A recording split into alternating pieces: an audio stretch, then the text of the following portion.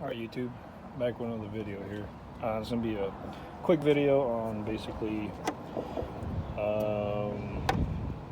what do you call this? Programming your fob key for your, I have a 97 convertible GT. So, very simple. Obviously you have to have your trunk liner gone, because you will have to see this module. So if you have this module, that means you're gonna have the keyless entry. So main thing you're looking for is this guy right here. You're gonna use a paper clip. I noticed that I used a paper clip that was colored. It did not work.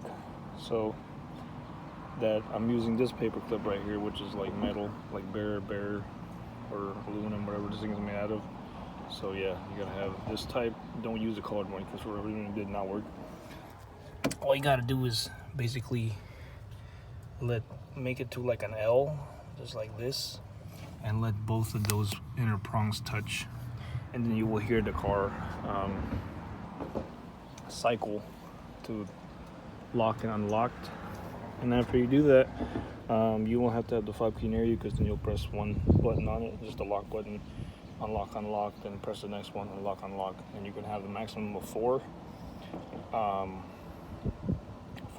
program, but I think you need at least 2 to program stuff. But so I bought an extra on eBay, or no, on Amazon actually. I'll leave the link in the description below. But like I said, that's simple. If you don't have this module, then you don't have a keyless entry. So the main thing you gotta look for is this.